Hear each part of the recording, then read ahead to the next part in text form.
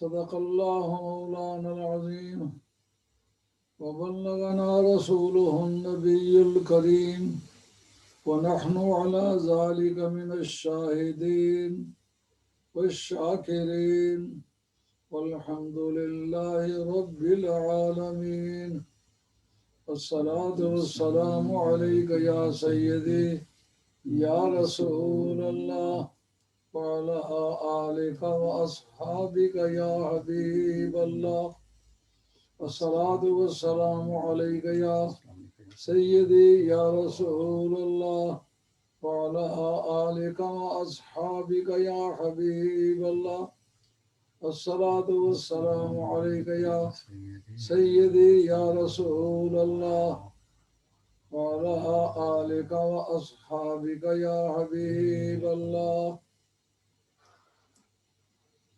محترم سامعین و ناظرین، آپ کی خدمت عالیہ میں حاضر ہوں، اور دوستوں نے یہ ریکویسٹ کی ہے کہ جو 2 دن ولایت پر اور غوث پاک کی کرامات پر گفتگو ہوئی ہے، اگر اس کی وضاحت اردو میں بھی کر دیں تو بات سمجھنے میں زیادہ آسان ہوگی. سو دوستوں کے کہے کے مطابق میں آج اسی مضمون کی سلسلہ جمعانی کرتا ہوں. آپ یہ سمجھیں کہ اللہ تعالیٰ نے انبیاء علیہ السلام کو معجزات کیوں دیے؟ معجزہ کے اصل معنی ہوتے عقل کو عاجز کر دینے والی شے. نبی سے صادر ہوتی ہے چیلنج کے وقت، کبھی چیلنج نہیں بھی ہوتا تو بھی صادر نبی سے ہوتی ہے. اس صفت کا نام ہے معجزہ. عقل کو عاجز کر دیتی ہے، اس لیے کہ کوئی دوسرا انسان جو غیر نبی ہے وہ اس کے دکھانے اور لانے پر قادر نہیں ہوتا، دوسروں کو عاجز کر دینے والی ہے. اس سے نبی کی برتری ثابت ہوتی ہے. اللہ تعالیٰ نبیوں کو معجزات اس لیے دیتا ہے کہ جو رب نے کہا کہ تم سب کو ایک نفس سے پیدا کیا ہے، تو ایک نفس سے پیدا ہونا یہ برابری کی دلیل بنتی ہے کہ ہم سب لوگ ایک ماں باپ سے پیدا ہوئے ہیں. اب ہم میں سے کوئی ایک آدمی ہم سے سپیریئر اعلیٰ درجے کا بننا چاہے، ہمارا دماغ اس پر اعتراض کرتا ہے کہ اسی ماں باپ سے ہم پیدا ہوئے ہیں، اسی ماں باپ سے یہ پیدا ہوئے ہیں. اس کی کیا وجہ ہے؟ ہم میں یہ خوبیاں نہیں پائی جاتی، ان میں یہ خوبیاں پائی جاتی ہیں، یہ ہمارا سردار بنا دیا گیا. پھر اللہ تعالیٰ نے اس کی جسٹیفیکیشن، اس کی وجہ جواز پیش کرنا چاہیے. ان کو ایسے کمالات دیے جن سے باقی سوسائٹی آری ہوتی ہے، باقی سوسائٹی میں وہ کمالات نہیں پائے جاتے. جب ایک ماں باپ کے گھر میں پیدا ہونے والے متعدد لوگ بیک وقت ایک جیسا اپنے آپ کو سمجھنے والے، جب ان میں ایک آدمی اللہ کی طرف سے کھڑا کر دیا جاتا ہے کہ اس کو اپنا پیشوا مانو، اس کو اپنا رہنما مانو، اس وقت انسانی دماغ معترض ہوتے ہیں ہم اس کو کس طرح اپنا پیشوا مانیں، اپنا رہنما مانیں، یہ اسی ماں باپ سے پیدا ہوا ہے. تو رب اس وقت نبی کو معجزات عطا فرماتا ہے کہ یہ تم اس جیسے نہیں ہو، باوجود ہے کہ یہ انہی ماں باپ سے یہ پیدا ہوا ہے، مگر اس میں یہ فالتو کوالٹیز جو ہیں یہ تم میں ہیں. اگر تم میں نہیں ہیں تو پھر اس کے پیچھے چلو. آدم علیہ السلام سے یہ سلسلہ چل نکلا، اور آدم علیہ السلام کے سامنے فرشتوں سے سجدہ کروایا گیا، لیکن ان میں ایک برتری رکھی گئی، وہ علم آدم الاسماء کلہا. اللہ کریم نے سب چیزوں کے نام ان کو بتلائے اور فرشتوں کو کہا کہ تم بھی میری مخلوق ہو، یہ بھی میری مخلوق ہے. تم اپنے آپ کو اس سے بہتر سمجھنے کی کوشش کرتے ہو، یہ غلط ہے، اس لیے کہ اس کو ایسی کوالٹی دی ہے جو تم میں نہیں ہے. یہ جو سب چیزوں کے نام اسے بتلائے ہیں، ہم بھی اسماء ہؤلاء ان کنتم صادقین. اگر اس سوچ میں تم سچے ہو کہ تم انسان سے بہتر ہو تو یہ چیزیں جو ان کے سامنے رکھی گئی ہیں، ان کے نام ان کو بتلائے گئے ہیں، تو تم ان کے نام بتلاؤ. وہ ان کے نام بتلانے سے عاجز ہوئے. آدم علیہ السلام کو کہا. آدم علیہ السلام نے وہ سارے نام دکھلائے، بتلا دیے. تو یہ آدم علیہ السلام کا خرق عادت تھا. اس وقت کی مخلوق میں کوئی بھی شخصیت ایسی نہیں تھی، ملائکہ سے لے کر کے حیوانات تک، جو ان کمالات کے حامل ہو. تو پھر اس وقت فرشتوں کو ماننا پڑا کہ اب واقعی یہ ہمارا مسجد الہ بن سکتا ہے. تو اللہ کریم نے اس وقت ان کو کہا وَإِذْ قُلْنَا لِلْمَلَائِكَةِ اسْجُدُوا فَسَجَدُوا. تو اللہ نے کہا آدم کے سامنے سجدہ کرو، وہ سجدے میں گر گئے. ان کو خیال تو یہ ضرور تھا کہ اس کو اپنے ہاتھوں سے ہم نے اس کا پتلا بنایا ہے. اللہ کریم نے یہ بات فرمائی تھی اس کا ڈھانچہ تم تیار کرو. فَإِذَا نَفَّخْتُ فِيهِ مِن رُوحِي فَقَعُوا لَهُ ساجدین.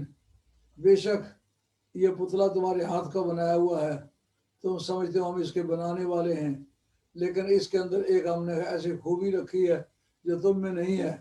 اس فالتو خوبی کی وجہ سے تمہیں اس کے سامنے جھکنا چاہیے.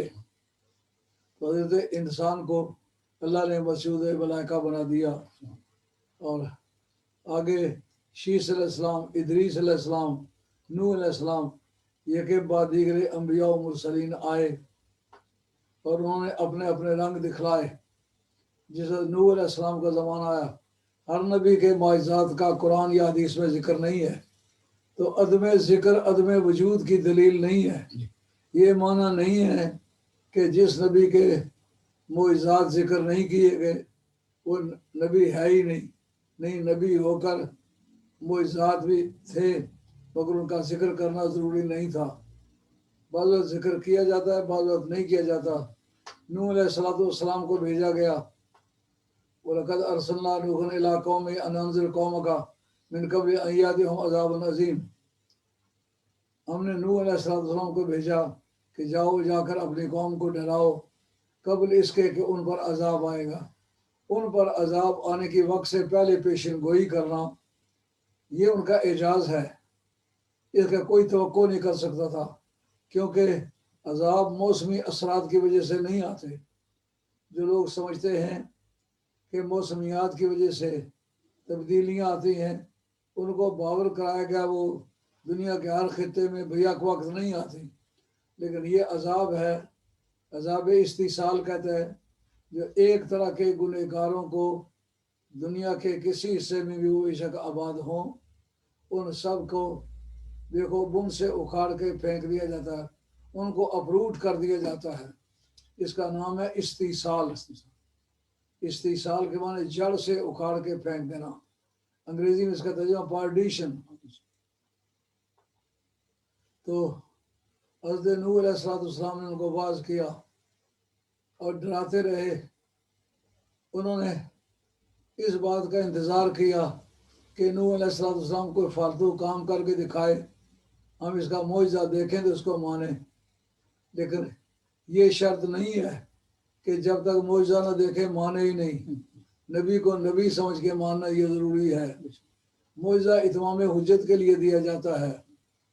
اب جس وقت حضرت نوح علیہ السلام کو انہوں نے پتھر مارے اور انہوں نے کہا، آپ کا بیٹا بھی ان کے ساتھ شامل ہو گیا، یا نوحو قد جادلتنا فاکثرت جدالنا فاتنا بما تعدنا ان کنت من الصادقین. انہوں نے کہا نوح تو نے ہمیں بڑا ڈرایا دھمکایا ہے، بڑی دھمکیاں دی ہیں اور بڑی تہدید کی ہے، بہت تھریٹ کیا ہے. ہم تنگ آ گئے تیری باتیں یہ سن کے. اب مہربانی کر وہ سانپ جو تیری پٹاری میں ہے وہ نکال کے دکھا، ہم دیکھیں. فاتنا بما تعدنا ان کنت من الصادقین. جس چیز کی دھمکی ہمیں دیتا ہے وہ اب ہمیں دکھا لے اسے، اگر تو سچا ہے تو. اب نوح علیہ السلام 945 برس واعظ فرما چکے تھے. بدنصیبی بیوی کی کہ نوح علیہ السلام کے ساتھ 945 برس جوڑے کی زندگی گزارنے کے بعد حضرت نوح علیہ السلام کو پیغمبر نہ مانا. ہماری جدہ کریمہ جناب سیدہ خدیجہ کبریٰ کا یہ کمال ہے، یہ ڈسٹنکشن ہے، پورے صفحے انبیاء میں کسی نبی کی بیوی ایسی نہیں ہے جس نے کلمہ پڑھنے میں پہل کی ہو۔ ہماری نانی نے سرکار سے نہ کوئی دلیل مانگی ہے، نہ کسی دوسرے بندے کا انتظار کیا ہے، سب سے پہلے سرکار کا کلمہ پڑھا ہے۔ یہ خصوصیت ہے حضرت سیدہ خدیجہ کبریٰ کی۔ اور حدیث صحیح کے اندر آتا ہے من سنّا سنتاً حسنتاً فلہ اجرہا و اجر من عمل بہا الی یوم القیامہ، جو آدمی کو اچھا کام جاری کرے اس کو کام کے جاری کرنے کا ثواب الگ ملے گا، جو عمل کرتا ہے اس کا ثواب الگ ملے گا، قیامت تک جتنے اس پر عمل کریں گے سب کو کلیکٹ کر کے جتنا ثواب بنتا ہے اتنا اس اکیلے آدمی کو نام اعمال میں وہ نیکیاں جمع کرا دی جائیں گی۔ تو یہ جو عام اہل علم میں مشہور ہے جس کا اجر بہت ہے اس کی فضیلت زیادہ ہے، وہ سب سے افضل ہے، تو اجر کے اعتبار سے حضرت خدیجہ کبریٰ کے برابر کا کون ہے؟ حضرت حیدر کرار کی جو خوبیاں ہیں ان کا مندرہ جناب سیدہ کے شان میں ہے، جو حضرت بکر صدیق رضی اللہ عنہ دیکھ کے کلمہ پڑھا ہے، ان کے تمام اعمال کے جو خوبیاں اور فضیلتیں ہیں وہ حضرت خدیجہ کبریٰ کے نام اعمال میں درج ہیں۔ قیامت تک جتنے لوگ آئیں گے جو نیک کام کریں گے ان سب نیکیوں کا ثواب اس آدمی کے نام اعمال میں جائے گا جس نے وہ کام شروع کیا تھا۔ جیسا کہ آپ آج دیکھ رہے ہیں کہ ہمارا یہ تبلیغی پیغام دنیا کے 84 ملکوں میں جا رہا ہے، مشرق بعید میں جا رہا ہے، یورپین کنٹری میں جا رہا ہے، فار ایسٹ کے مقام پر جا رہا ہے، اور تمام عربک کنٹری میں جا رہا ہے، تمام ایشین کنٹری میں جا رہا ہے۔ روزانہ دوستوں کے فون آتے ہیں کہ آج جناب یہ مسئلہ آپ پھر دوبارہ کر دیں تاکہ ہمیں اچھی طرح سمجھ آ جائے۔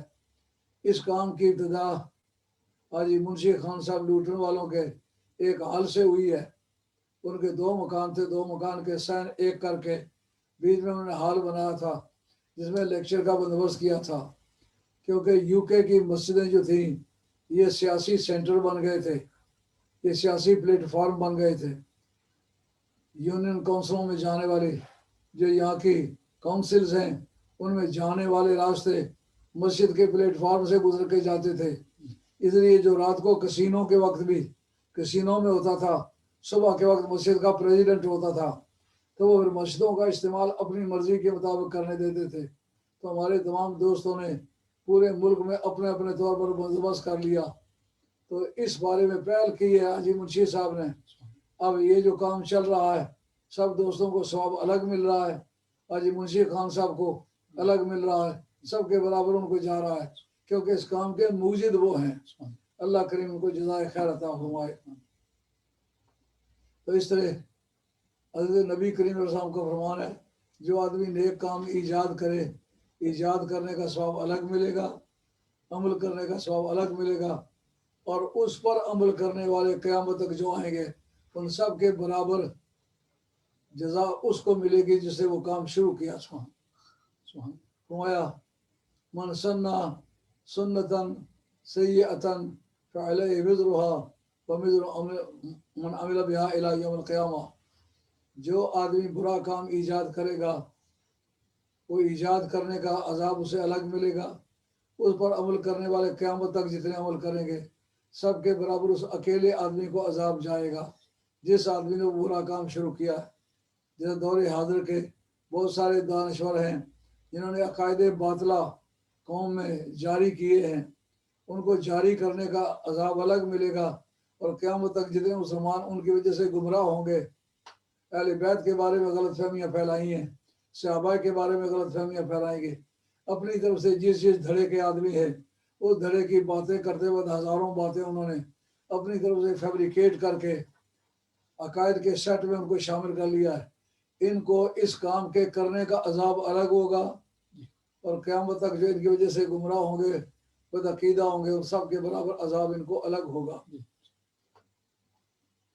تو اب جب نوح علیہ السلام کی ذات بابرکات کا قوم سے پالا پڑا ہوا ہے، بیوی ہو کر اس نے نوح علیہ السلام کا کلمہ نہیں پڑھا، بچے پیدا کرتی رہی، راشن کھاتی رہی، کپڑے پہنتی رہی، لیکن اس گھر میں رہ کے اس گھر کے مالک کے عقیدے اور مذہب کو اختیار نہیں کیا۔ دور حاضر میں بھی کچھ خواتین ایسی ہیں جو بد نصیبی کے باعث وہ نوح علیہ السلام کی بیوی والا کردار ادا کرتی ہیں، ویجز والے لفافے فوراً پکڑ لیتی ہیں، اگر وہ پٹرول بھی ڈالے تو پوچھتے یہ پٹرول کیوں ڈالا بغیر پوچھے گئے۔ انہیں ان عورتوں کی نقل کرنے کے بجائے خدیجہ کبریٰ کی نقل کرنی چاہیے، جنہوں نے سرکار کی بارگاہ میں ایسا کردار پیش کیا، زندگی بھر کا اثاثہ ان کا شہنشاہان ایران سے کہیں زیادہ ویلیویبل تھا، سارے کا سارا لا کے ایک مرتبہ سرکار کی بارگاہ میں پیش کر دیا۔ فرمایا ان شئت امسک و ان شئت انفق، اگر آپ چاہیں تو آپ اس کو رکھ لیں اور اگر چاہیں تو بانٹ دیں، میرا اس سے کوئی تعلق نہیں، آپ مالک ہیں، میرے بھی مالک ہیں، مال کے بھی مالک ہیں، مکان کے بھی مالک ہیں۔ تو جس طرح جناب خدیجہ کبریٰ نے اپنے حسن عمل کی یادگار چھوڑی ہے، مسلمان بیٹیاں ان یادگاروں کو تازہ کریں تاکہ سمجھ آئے کہ انہوں نے کلمہ پڑھا ہوا ہے۔ اب دیکھیں خدیجہ کبریٰ کے بعد دی بیسٹ وومن، سب سے اچھی عورت جو جنت کی سردار ہوگی، جنت کی ملکہ ہوگی، اس کا نام فاطمہ الزہرا ہے۔ عرض مولا مرزا کہتے ہیں سیدہ تیری زندگی کا مجھے یہ بڑا افسوس رہے گا، کوئی چوائس تو نے نہیں بتائی، کپڑا کون سا پہنے گی کہ جو تو آپ کی مرضی ہوگی، کھانا کون سا کھائے گی جو آپ کی مرضی ہوگی، آج کیا پکائے گی جو آپ کی مرضی ہوگی، آپ آج کیا کرے گی جو آپ کی مرضی ہوگی۔ نوری و خاکی ہما فرما برش، گم رضائش در رضائے شوہرش، آسمانی قدسی جس کے جھاڑو دیں، جس کے گھر کی خدمت آ کے کریں، نوری اور ناری اس کے خدمتگار ہوں، اس کی مرضی خامد کی مرضی میں گم ہو، تو بتائیں کہ قیامت تک آنے والے لوگوں کے لیے وہ typical example to be followed ہے کہ نہیں؟ ایک ایسا نمونہ جس کو تمام انسانیت اس کی کاپی کرے تو وہ انسانیت کا اعلیٰ معیاری مقام حاصل کر لے۔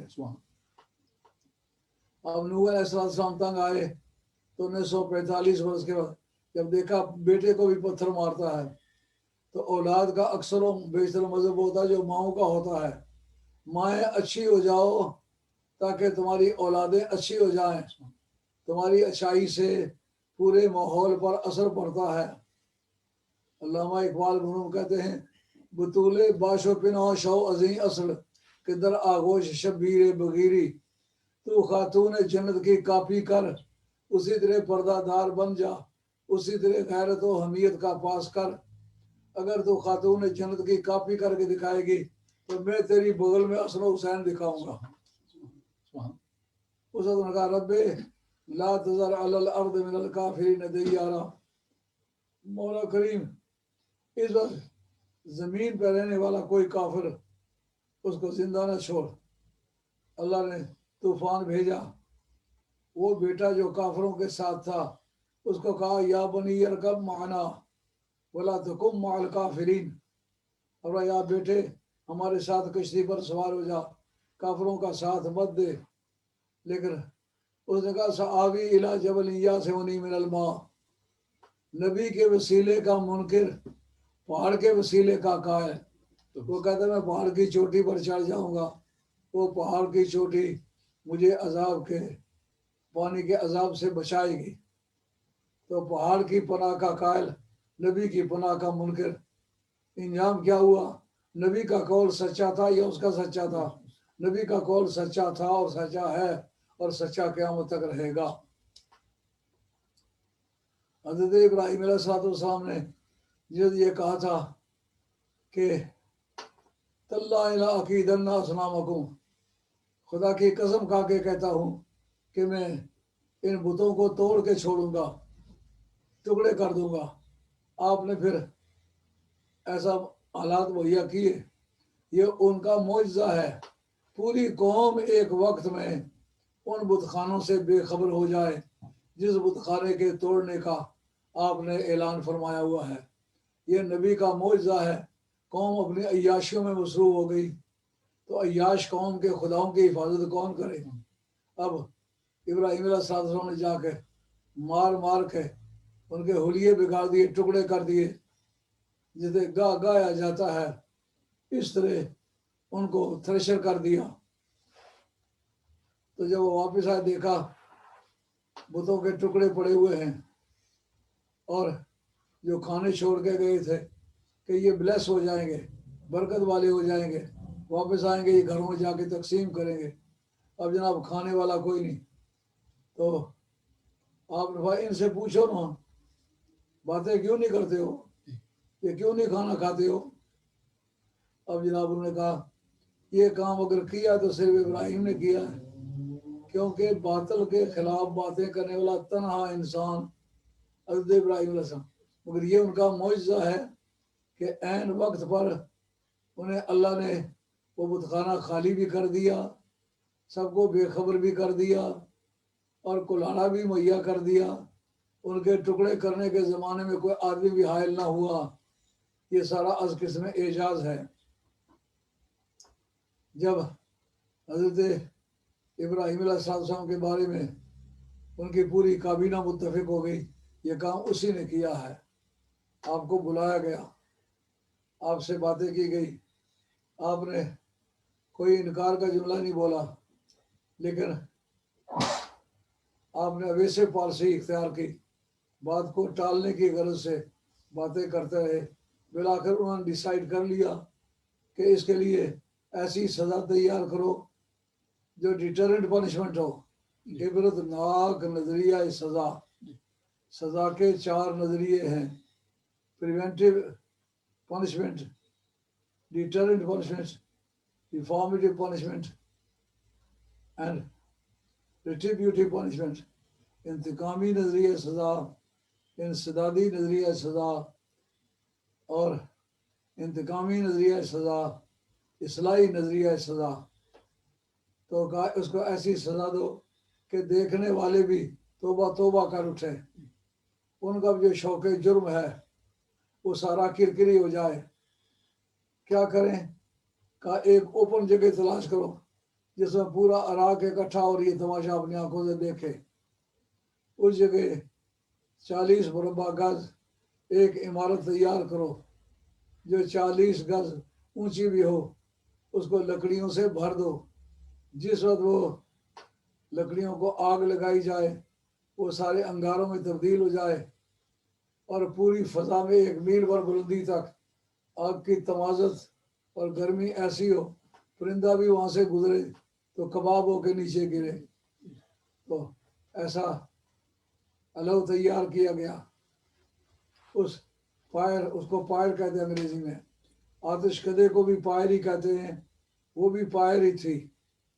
جس وقت اس کو جلایا گیا، اب پورے جوبن پر آئی، تو حضرت ابراہیم علیہ السلام کو منجنیق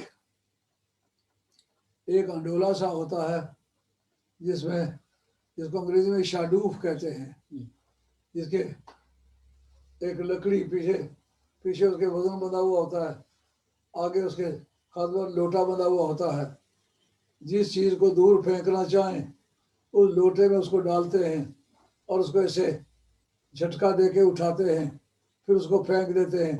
تو جتنی دوری پر پھینکنا چاہتے ہیں اکثر و بیشتر اتنی دوری پر وہ چیز پھک جاتی ہے۔ حضرت ابراہیم علیہ السلام کو اس انڈولے میں بٹھایا، آگ میں پھینکا، آپ آگ میں جا لگے اور سب چیزیں جل گئی، مگر ابراہیم علیہ السلام کا بال بھی بھیگا نہ ہوا۔ انہوں نے احتیاط کتنا کیا کہ پھینکنے سے پہلے انہوں نے حضرت ابراہیم علیہ السلام کے سارے کپڑے اتارے۔ ان کا خیال یہ تھا اس کو رسوا بھی کیا جائے، مگر یہ ان کی بدنصیبی تھی۔ ان کے ننگا کرنے سے پہلے حضرت جبریل امی کی ڈیوٹی لگی کہ ایک قمیص لے جاؤ، اس کو پہناؤ۔ یہ جس وقت قمیص پہنا دی جائے گی تو اس وقت ان کو خبر نہ ہو کہ یہ ننگا نہیں ہوا، ننگا آپ کو کسی نے نہیں دیکھا۔ یہی وجہ ہے کہ عقائد کی کتابوں نے لکھا ہے، بالخصوص شاہ عبد الحق صاحب محدث دہلوی رحمۃ اللہ علیہ مدارج النبوت کے اندر لکھا ہے، قیامت کا میدان میں جب سارے ننگے اٹھیں گے تو سب سے پہلے کپڑے پہنائے جائیں گے حضرت ابراہیم علیہ السلام کو. کیوں؟ اس لیے کہ ان کے کپڑے سوسائٹی کی موجودگی میں اتارے گئے تھے. آج اللہ اس کا بدلہ اس طرح دے گا کہ ان کو اس وقت کپڑے پہنائے گا جب ساری دنیا ننگی ہوگی. لیکن ایک حدیث میں آتا ہے کہ سرکار کو سب سے پہلے کپڑے پہنائے جائیں گے. تو سب سے پہلے تو ایک ہی کو پہنائے جا سکتے ہیں. اگر ابراہیم علیہ السلام کو پہلے پہنائے جائیں تو پھر سرکار کے پہلے پہنائے جانے والا حدیث جو ہے وہ قابل تعویل ہوگی. قابل تعویل یہ ہے جو ننگے اٹھائے جائیں گے ان میں سب سے پہلے کپڑے حضرت ابراہیم علیہ السلام کو پہنائے جائیں گے. سرکار ننگے اٹھائے ہی نہیں جائیں گے. آپ نے کپڑے پہنے ہوئے ہوں گے. تبرک کے طور پر جنت کے کپڑے سرکار کو پہنائے جائیں گے. اب جناب جب دیر تک انتظار کیا اگلی پچھلی دنیا جو ہے اس تمازت سے جلنے لگی. اس حرارت کے باعث جلن سار ہو گئی. لیکن ابراہیم علیہ السلام کا کچھ نہ بگڑا. اس موقع پر حضرت جبریل امی آئے. انہوں نے آکے عرض کیا یا رسول اللہ یا ابراہیم خلیل اللہ آپ مجھ سے کوئی بات کہنی ہے تو کہہ دیں کیونکہ میں وہاں جا سکتا ہوں جہاں آپ نہیں جا سکتے. حضرت ابراہیم علیہ السلام نے فرمایا کہ مجھے یہ بتا میرا اللہ اس میری حالت اظہار کو دیکھ رہا ہے کہ نہیں؟ کہا جانتا ہوں کہ اللہ دیکھ رہا ہے. کہا اللہ اگر دیکھ رہا ہے وہ اس کو ٹالنا چاہے تو ٹال بھی سکتا ہے کہ نہیں؟ انہوں نے کہا ٹال بھی سکتا ہے. ان کا پھر ٹالتا کیوں نہیں؟ کہا اس میں کوئی حکمت ہے. کہا پھر اللہ کی حکمت ہے تو ہاتھ نہ ڈال مجھے چھوڑ اس کی حکمت پر جس طرح وہ راضی ہے. میں مرنے پر تو تھا راضی قضا کے ہاتھ کیا آیا. تو اس جگہ حضرت انسان کے صبر و تحمل کی یادگاریں ریکارڈ ہوئیں اور ثابت کیا گیا کہ حضرت انسان کا حوصلہ فرشتوں کے مقابلے میں زیادہ زوردار ہے. آگ میں بیٹھا ہوا ہے اس پر بھی رضا الہی کا متلاشی ہے. مولا کریم میرے ناشاد رہنے سے اگر تجھ کو مسرت ہے تو میں ناشاد ہی اچھا مجھے ناشاد رہنے دے. تو بندگان خدا کا یہ مقام ہے. آپ فرمایا کہ میں تم سے کہتا ہوں کہ تم میری گزارش اللہ کی بارگاہ میں پیش کر دینا کہ میں آج کی تاریخ رب کے سوا کسی کو کچھ نہیں کہنا چاہتا. جس سرکار معراج پر گئے سدرۃ المنتہا پر پہنچے اس وقت آپ نے کہا او جبریل امین تجھے وہ چیخا والا واقعہ یاد ہے جب چتا میں مجھے ڈالا گیا تھا تو نے کہا تھا میں وہاں جا سکتا ہوں جہاں آپ نہیں جا سکتے. کوئی بات کرنی ہے تو مجھ سے کہہ میں وہاں جا سکتا ہوں جہاں تو نہیں جا سکتا. کوئی اور فرشتہ نہیں جا سکتا. وہ گمان کا بھی وہاں سے گزر نہیں. آج بات کرنی ہے تو مجھ سے کرو. جبریل امین نے عرض کیا یا رسول اللہ آپ اللہ کی بارگاہ میں یہ فریاد کریں جب آپ کی امت پل صراط پر سے گزر رہی ہو تو چونکہ وہ بال سے زیادہ باریک تلوار سے زیادہ تیز ہوگا تو وہاں سے گزرنا مشکل ہوگا. وہاں مجھے اجازت مل جائے میں اپنے پر بچھا دوں آپ کے امتی آسانی سے گزر جائیں. اعلیٰ حضرت فرماتے ہیں رضا پل سے اب وجد کرتے گزریے رضا پل سے اب وجد کرتے گزریے کہ اے رب سلم ندائے محمد. سبحان اللہ کیا مقام ہے. رضا پل سے اب وجد کرتے گزریے کہ اے رب سلم ندائے محمد. سبحان اللہ کیا مقام ہے حضرت نبی کریم علیہ السلام کا. اب حضرت ابراہیم علیہ السلام کو چتا سے اتارا گیا. اتنا بڑا معجزہ دیکھنے کے بعد پورے عراق کو بیک زبان بیک وقت ایٹ دا اسپاٹ کلمہ پڑھ لینے چاہیے تھا مگر بدبختان ازلی جن کو اللہ تعالیٰ نے نکل کے قدرت سے بدبخت لکھ دیا ہے ان کو ایسے موقعوں پر بھی توفیق نہیں ہوتی. صرف دو شخصیتوں نے کلمہ پڑھا. ایک حضرت سارہ نے. حضرت سارہ آپ کے کاگریٹ کزن تھی یعنی قریب کا جو دادا ہے اس سے چچا زاد تھی. پوری روئے زمین پر تاریخی طور پر سب انسانوں سے زیادہ جو خوبصورت عورت گزری ہے وہ حضرت سیدہ سارہ تھی. حضرت یوسف علیہ السلام کا جو حسن ہے صاحب تفسیر مدارک نے لکھا ہے امام نسوی نے کہ یہ حسن جو یوسف علیہ السلام کا تھا یہ مائی سارا کا ورثہ تھا. جو دنیاوی وراثت ہے وہ تو نبیوں کا ورثہ کہیں نہیں زیادہ مات رکھنا وہ صدقہ جو ہم چھوڑیں وہ صدقہ ہوتا ہے. لیکن روحانی وراثت ملتی ہے یہ حسن انبیاء، یہ روحانی وراثت ہے.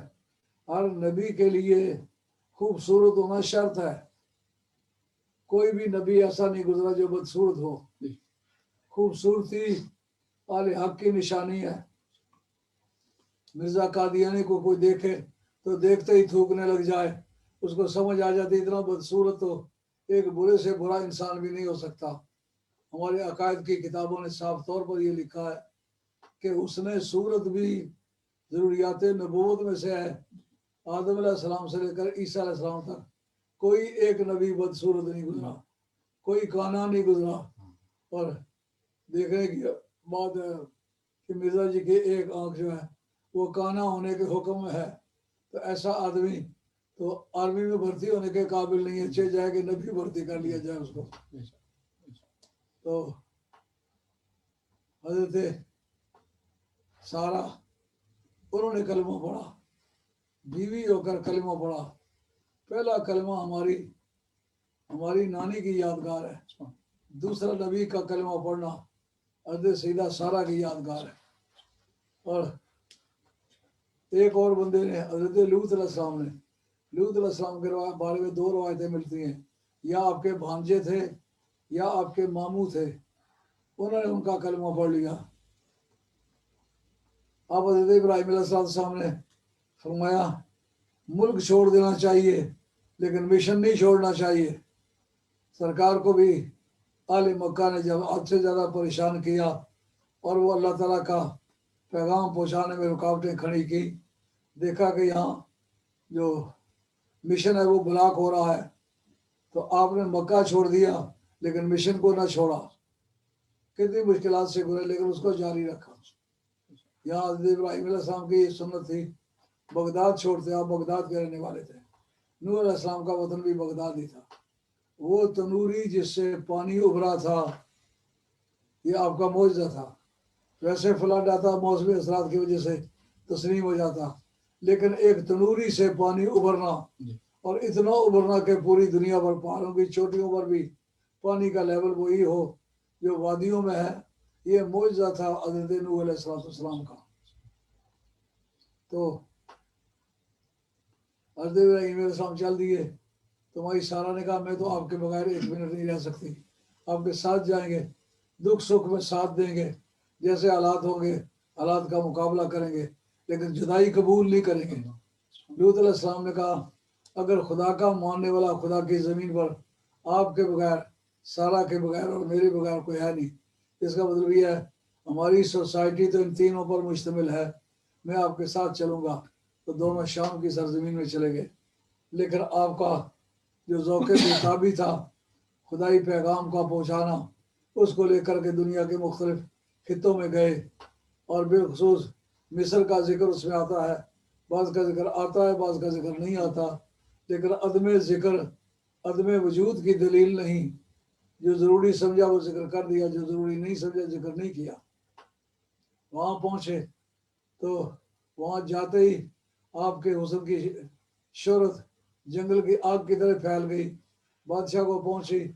اس بد فطرت نے قانون بنایا ہوا تھا جو نیولی میرڈ گرل ہو، جو دلہن ہو، پہلے ویڈنگ نائٹ کے لیے، شب زفاف کے لیے اس کے بعد بھیجی جائے، اس کے بعد پھر خامد کے استعمال میں آئے.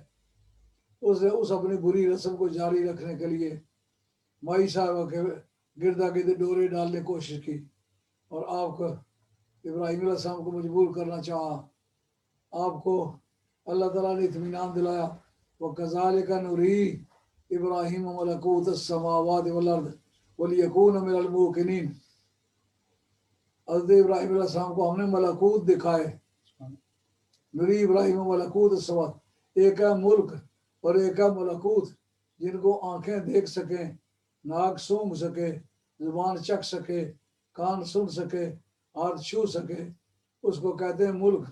جو آواز خمزہ ظاہری سے وراء الورا ہو اس کو کہتے ہیں ملکوت. ملکوت دیکھی جانے والی چیز نہیں، ہم نے ملکوت دکھلائے. اس حالت میں آپ نے دیکھا ایک جوڑا بدکاری کر رہا ہے، آپ نے دعائے ضرر فرمائی، اس جوڑے کی اسی وقت موت واقع ہو گئی. دوسرے جوڑے کو دیکھا وہ اسی کام میں مبتلا تھے، ان کے لیے دعائے ضرور فرمائی، وہ ڈھیر ہو گئے وہیں. اور تیسرے جوڑے کو دیکھا، جب ان کے لیے دعائے ضرور فرمانے لگے، رب نے کہا یا ابراہیم آلد ان ھذا، اس سے باز آ جا. ہم کہتے یہ دعا نہ مانگ، اگر اسے تو دعا مانگتا جائے تو اس سے دنیا کا عدم لازم آ جائے کہ دنیا میں گنہگاروں کی تعداد اتنی ہے. سرکار جس وقت سر عرش پر ہے تیرا گزر، در فرش پر ہے تیری نظر، ملکوت و ملک میں کوئی شے نہیں تجھ وہ جو عیا نہیں. زمینوں و آسمانوں کی بلندیوں اور پستیوں میں گنہگاروں کو گناہ کرتے دیکھا. عرض کیا رب حبلی امتی، مولا کریم میری امت کا معاملہ میرے سپرد کر دے. اس جگہ علامہ راضی حبلی امتی کا ترجمہ کرتے ہیں اے فوض امرا امتی الیہ، مولا کریم باقی لوگوں کا حساب لوگوں کے سامنے لے، لیکن میری امت کا حساب میرے سپرد کر دے تاکہ میں پردے میں ان کا حساب لے لوں. سبحان. علامہ اقبال مرحوم کہتے کر حسابم را بگیری ناگزیر، از نگاہ مصطفیٰ پنہاں بگیر. مولا کریم میرے اعمال اتنے برے ہیں سوسائٹی کے سامنے پیش کیے جانے کے قابل نہیں. اگر تو میرا احساس سمجھتا کہ ضروری ہے تو سرکار کی نگاہوں سے اوجل کر کے میرا حساب لے لے تاکہ میری وجہ سے سرکار کو پریشان نہ ہو. کیا کیا سوچ ہے اہل علم کی، اہل حق کی.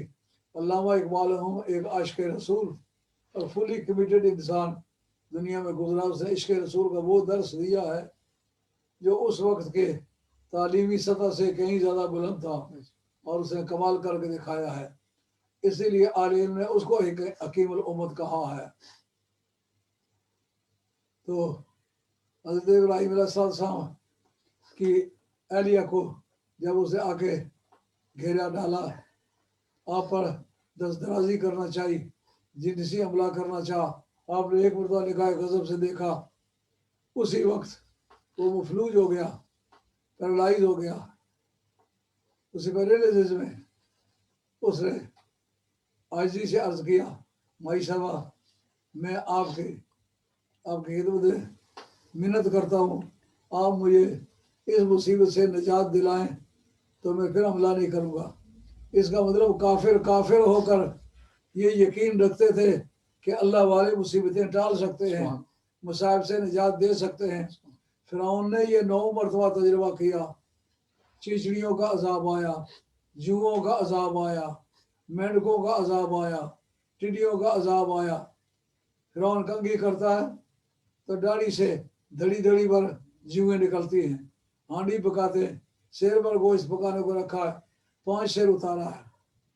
مینڈک، ٹڈیاں، چیچڑیاں، مختلف طرح کے عذاب، اور ہر مرتبہ 9 مرتبہ یکے بعد دیگرے فرعون نے یہ تجربہ کیا. لئن کشفت عنا الرجز لنؤمنن لک ولنرسلن معک بنی اسرائیل. اے موسیٰ اس مصیبت سے اگر تو ہمیں چھڑا دے، نجات دلا دے، اس مصیبت کو حل کر دے تو میں بنی اسرائیل کو بھی آزاد کر دوں گا، آپ کا کلمہ بھی پڑھ لوں گا. اگر جو اس بے ایمان نے سچے نیت سے یہ بات نہیں کی، موسیٰ علیہ السلام نے ہاتھ اٹھائے، مصیبت ٹل گئی. 9 مرتبہ تو دور حاضر کے ان دانشوروں کے منہ پہ چپت ماری ہے، زناڈے کی چپت ہے کہ فرعون ہو کر قائل ہے اللہ کے نبی کچھ کر سکتے ہیں، مصیبتیں ٹال سکتے ہیں، فریاد رسی کر سکتے ہیں. حضرت موسیٰ علیہ السلام نے یہ کیوں نہیں کہا کہ خدا سے کہے؟ معلوم ہے یہ موسیٰ علیہ السلام کا بھی عقیدہ ہے کہ اللہ کے نبیوں کے پاس جانا، ان سے حل مشکلات کے دعائیں کرانا اور ان سے مصیبت کے حل ہو جانے کا عقیدہ رکھنا یہ صحیح ہے. اگر یہ اس کا عقیدہ غلط ہوتا تو اس عقیدے پر معترض ہوتے موسیٰ علیہ السلام. نہ موسیٰ علیہ السلام نے اس کو منع کیا، نہ دعا کرنے میں تاخیر کی. تو 9 مرتبہ اس عذاب کے ٹلنے سے یہ بات اسٹیبلش ہو گئی کہ کافر نبیوں کے تصرف کے منکر نہیں تھے. وہ مانتے تھے نبی جب چاہیں، جس طرح چاہیں، جیسے چاہیں، جہاں چاہیں، اللہ تعالیٰ ان کی مرضی اپنے فضل سے پوری کرتا ہے. ان کے قوت متصرفہ کا انکار نہیں کیا۔ اب جس وقت ابراہیم علیہ السلام کی اہلیہ محترمہ انبیاء کی جدہ کریمہ جناب سارہ جو حضرت یعقوب علیہ السلام کی بھی ماں لگتی ہیں، اسحاق علیہ السلام کی بھی ماں لگتی ہیں، تو انہوں نے اللہ کی بارگاہ میں دعا کی، اس کی صحت بحال ہو گئی، لیکن دوبارہ وہ بدنصیب حملہ آور ہوا، دوبارہ اپنی نگاہ غضب سے دیکھا، اسی وقت وہ پیرالائز ہو گیا، اور اب وہ تڑپے اور فریادیں کرے۔ اس نے منت کی مائی صاحبہ کی، اب میں سچے دل سے کہتا ہوں میں آپ کی عزت پر حملہ نہیں کروں گا، مہربانی کر کے مجھے اس مصیبت سے چھڑائیں۔ تو اس کے بار بار کے تکرار سے مائی صاحبہ جو نبی کی بارگاہ میں تعلیم یافتہ تھیں، نبی سے عقائد سیکھے ہوئے تھے، ان کے عقیدے میں یہ بات صحیح تھی نا، ایک کافر بھی نبی سے فائدہ اٹھا سکتا ہے، اور وہ اپنی مشکل کے حل کرنے کی درخواست کرے تو پھر اللہ کو تصرف کر کے اس کو نجات دلانے کی قوت اللہ نے بخشی ہے۔ اگر یہ عقائد صحیح نہ ہوتے، مائی صاحب کہتے میں حل نہیں کر سکتی، دوبارہ اس کو اس مصیبت سے نجات دلائی، تیسری مرتبہ پھر حملہ آور ہوا، پھر اسی طرح پیرالائز ہو گیا۔ اب وہ مائی صاحب سے کہتا ہے مجھے اب چھڑائیں، اب میں ایسا نہیں کروں گا۔ آپ نے فرمایا پھر تو اپنی بیٹی میرے خامد کو بطور بیوی کے دے گا، بطور کنیز کے دے گا تو میں تجھے چھڑاؤں گا، وغیرہ نہیں چھڑاتی۔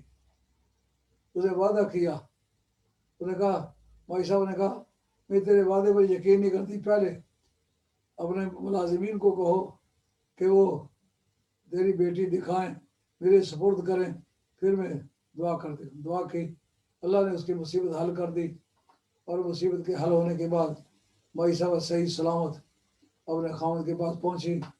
اور کذالک نوری ابراہیم ملکوت السماوات والارض، پوری کائنات ان کے سامنے اس وقت آئینہ تھی۔ جس وقت وہ یہ بدکاری کے ارادے کر رہا تھا تو اللہ تعالیٰ نے اپنے دوست کو مطمئن رکھنے کے لیے صرف اس کو کانوں سے سنی ہوئی اطلاع پر اطمینان کرنے کو نہیں کہا، آنکھوں سے مشاہدہ کرا کے دیکھ اب پوزیشن کیا ہے۔ اب وہاں سے واپس آ کے آپ نے ڈیرے ڈال دیے شام میں، جو کنان شہر ہے اس جگہ، وہاں آپ نے کاشتکاری کا کام شروع کر دیا۔ یہ جو سیریا ہے یہ ایگریکلچرل کنٹری ہے، اور اس وقت سے لے کر زمینداری کی اور کاشتکاری کی داغ بیل ڈلی، اور وہاں آپ کی اولاد کے لوگ کاشتکاری کے ذریعے سے اپنے رزق روزی کماتے رہے۔ اور حضرت مائی سارہ کو اللہ نے عزت اور عظمت عطا فرمائی، لیکن مائی ہاجرہ کو انہوں نے کہا یہ سوکن ہے میری، اس کو یہاں نہیں رہنے دیتی۔ اب انہوں نے ان کو مکہ شریف میں چھوڑا۔ رب انی اسکنت من ذریتی بواد غیر ذی زرع عند بیتک المحرم، حضرت سیدہ ہاجرہ کو وہاں جب چھوڑا، کوئی مکان نہیں، کوئی دکان نہیں، کوئی سامان نہیں، رہنے سہنے کی سہولتیں نہیں، لاجنگ بورڈنگ کا بندوبست نہیں، ایک وقت کے کھانے کا بندوبست نہیں، لیکن نبی کی بیوی بننے کے بعد اللہ نے اس کو یہ اطمینان اور سکون عطا فرمایا کہ وہ صبر و سکون میں ایک امتیاز بن گئی۔ ایک وقت کی روٹی نہیں مانگی، جاتے وقت ان کا دامن نہیں پکڑا کہ مجھے اکیلے چھوڑ کے کہاں جاتے ہو، میں نہیں جانے دیتی، نہیں، انہوں نے کہا جس طرح اللہ کی رضا ہے۔ جب یہ مان چکی ہوں کہ تو اللہ کا نبی ہے، اللہ کا رسول ہے، تو وہ شخص ہے جو آگ میں چھلانگ لگا کے آگ کو ٹھنڈا کر لیا ہے، اس کی شان میں یہ شک نہیں کر سکتی کہ مجھے غلط طور پر تنہا چھوڑ کے جا رہا۔ اب پانی کا بندوبست وہاں نہیں، لیکن آپ امید سے ہیں، اللہ نے آپ کو بیٹا عطا فرمایا، آپ براق پر سواری کرتے ہیں، دن میں ایک مرتبہ آتے ہیں، مائی صاحبہ سے مل کے واپس چلے جاتے ہیں۔ مائی سارہ شام میں ہے، کنان میں، مائی ہاجرہ جو ہے یہ مکہ شریف میں ہے۔ آپ دونوں جگہ آتے جاتے ہیں، اور دونوں بیویوں کے ساتھ جو ازدواجی تعلقات ہیں ان کو وہاں پہنچاتے ہیں، ان کے رزق روزی کا بندوبست کرتے ہیں۔ جب اللہ نے بیٹا عطا فرمایا ان کا نام اسماعیل رکھا گیا. یہ بھی آپ کا معجزہ ہے. آپ سینیٹیرین ہیں, 100 سال سے آپ کی عمر زیادہ ہو چکی ہے. تو حضرت سیدہ حاجرہ کی عمر تو اولاد پیدا کرنے کے ایج میں ہے, لیکن سیدہ سارہ جو ہے وہ بھی مانج ہو چکی ہیں. ان کے گھر اولاد پیدا ہونے کا کوئی چانس نہیں ہے. ان کے گھر بھی اللہ نے بیٹا عطا فرمایا, مگر بڑے بیٹے حضرت اسماعیل ہیں جن کو قربانی بھی کیا. اور یہ بھی آپ کا اعجاز ہے. وہاں لکھوں تک بھی ابان میں پانی کا بندوبست کس نے کیا؟ اب جو مائی حاجرہ دیکھا کہ ابراہیم علیہ السلام کے آنے میں کچھ دیر ہوئی ہے, پانی کا کوئی بندوبست نہیں, میری چھاتیوں میں دودھ نہیں, اب کیا کروں؟ وہ کبھی ایک پہاڑی پہ چڑھتی ہیں یہ سراغ لگانے کے لیے کہ کوئی پانی کی نشاندہی ہوتی ہے. تو یہ کسی جنگل میں پانی تلاش کرنے کا طریقہ کیا ہے؟ دیکھیں, اگر جانوروں کے پاؤں لگے ہوئے ہیں اس کا مطلب جانور پانی پینے کے لیے ادھر جاتے ہیں. اگر پرندے وہاں سے اڑ کے آ رہے ہیں تو پرندوں کی پرواز سے بھی یہ استدلال کیا جا سکتا ہے کہ پرندے اور کسی طرف نہیں جاتے, اس طرف کیوں آتے ہیں؟ معلوم یہاں کوئی ایسی چیز ہے پرندوں کے لیے جو دوسری جگہوں میں نہیں ہے. یہ تلاش کرنے کے لیے کوئی صفحہ پر گئی, وہاں کھڑے ہو کے دیکھا, بار بار ہاتھ اٹھا کے دیکھتی ہیں اپنے بیٹے کو کس حالت میں ہے. حضرت اسماعیل کو چھوڑ کے وہاں گئی ہیں نا, کیونکہ وہ بڑی تنگ حالت میں ہے, سمجھتی ہیں کہ اس کو اٹھا کے دوڑ نہیں سکتی, تلاش کرنی ہے, اونچان نیچان سے گزرنا, نشیب و فراز گزارنے ہیں, تو اب اس کو اٹھا کے نہیں لے جا سکتی. وہاں سے پھر جلدی سے آتی ہیں, لیکن جتنا ایریا نشیبی ہے وہاں سے آپ نظر نہیں آتے, وہاں سے وہ دوڑتی ہیں. اس ایریا کا نام ہے میلین اخزرین, جہاں سے تمام حاجی دوڑ کے گزرنے کے پابند ہیں. کیا شان ہے یارو, جو اللہ والے ہوتے ہیں اللہ کو اپنے دوستوں سے کتنا پیار ہے, ان کی اداؤں کو عبادتوں کے کورس میں شامل کر لیتا ہے. یہ کسی نبی کی سنت نہیں ہے, ایک ولیہ کی سنت ہے. بھائی صاحب وہاں سے گزری ہیں, اب اس کے بعد جو نبی بھی آئے وہاں سے اسی طرح دوڑ کے گزرے. سنت ولیہ کی ہے, عمل نبی کر رہے ہیں. اے ہم نشیب و کوچہ عشق حجاز ہے, محمود جس گلی میں غلام ایاز ہے. اب دوسری پہاڑی جو شمال کی طرف ہے اس کا نام ہے مروہ, اس پر آتی ہیں دونوں جگہ ہاتھ اٹھا کے, تو تسبیح تعلیلیں کہتی ہیں, اسی لیے حاجی لوگ وہاں جا کے ہاتھ اٹھاتے ہیں. اور بار بار آتی ہے, 7 چکر پورے کیے, دیکھا کہ بیٹا پیاس کی وجہ سے ایڑیاں رگڑ رہا ہے, ایڑیاں رگڑی تو پانی نکل آیا. بھائی صاحب نے دیکھا بیٹے کے ایڑیاں رگڑنے کی وجہ سے پانی نکل آیا ہے, تو آپ دوڑی دوڑی گئی. رب نے بتایا, اے حاجرہ جس نعمت کی تلاش ہو پہاڑوں کی چوٹیوں سے لے کر کے وادیوں کی پستیوں تک نہ ملے, نبیوں کے قدموں سے لپٹ جایا جائے تو وہ نعمتیں مل جاتی. مائی صاحبہ نے اس پانی کو روکنے کے لیے زم زم زم زم رک جا یہ بات کہی. اعلیٰ حضرت نے اس پانی کا جو حدیبیہ کے مقام پر سرکار کو روکا گیا تھا, تو سرکار نے لوٹے میں ہاتھ ڈالا, وضو والا پانی جو بچا ہوا تھا اس سے 5 چشمے 5 فوارے حضور کی انگلیوں سے نکلے. تو 1500 آدمی نے یا 1400 آدمی نے, بخاری کی روایات میں 14-15 دونوں روایتیں آتی ہیں. حضرت جابر بن عبداللہ انصاری اس کے شدید واقعات گواہ ہیں. 1500 آدمی گواہ ہے تو 4-10 آدمی گواہ نہیں. اور وہ مشکل ترین دور کا آخری ڈاٹ ہے, آخری فل سٹاپ ہے. اسی لیے اس سے پہلے جو ایمان لائے ان کا مرتبہ اور ہے, ان کے بعد جو ایمان لائے ان کا مرتبہ اور ہے. وہ جو سرکار نے فرمایا, اگر تم کوئی اخد کا خرچ کرو تو میرے صحابی کے مد کے برابر ثواب نہیں. یہ ان صحابہ کو خطاب ہے جو حدیبیہ کے بعد ایمان لائے, اور جن کے مد کا مقابلہ نہیں ہو سکا ان سے وہ صحابی مراد ہیں جو اخد کی جنگ میں, جو حدیبیہ کے مقام پر حاضر ہونے سے پہلے جو ایمان لائے اسے وہ صحابی بنا دے. آدمی جو یہ حدیث پڑھتا ہے پتہ چلتا ہے امت کو خطاب کر رہے ہیں. نہیں، اس حدیث صحابہ کو خطاب ہے، مگر صحابہ کی کیٹیگری بدل گئے. وہ قبل حدیبیہ کے صحابی نہیں ہیں، بعد از حدیبیہ کے صحابی ہیں. سرکار نے اسے پانی ڈالا، ہاتھ ڈالا، جم پڑھتا جا. اعلیٰ حضرت فاضل بریلوی دونوں پانیوں میں موازنہ کرتے ہیں، کہتے ہیں اس میں زم ہے کہ تھم اس میں جم ہے کہ بیش، بلکہ اس میں جم ہے. اس جو ہے یہ اس میں اشارہ قریب کے لیے ہے. اس کو وہ قریب سمجھتے ہیں جو سرکار کے ہاتھوں سے نکلا ہے. اس میں جم ہے، اس میں زم ہے کہ تھم اس میں جم ہے کہ بیش، کثرت کوثر میں زم کی طرح کم نہیں. وہ بڑھتا ہی چلا گیا. تو عرض سیدہ نے وہاں باڑ بنا دی. آج وہ پانی جو نبی کے ایڑیوں سے نکلا ہوا، میں نے سینکڑوں حاجیوں اور معتمرین سے یہ دریافت کیا ہے، عمرہ کرنے والوں سے.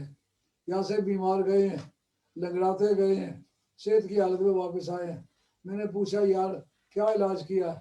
ان کا آب زمزم پیا بھی ہے، آب زمزم سے گھٹنے دھوئے بھی ہیں. ان کے اس پانی کے استعمال کی وجہ سے اللہ نے مکمل شفا عطا فرما دی.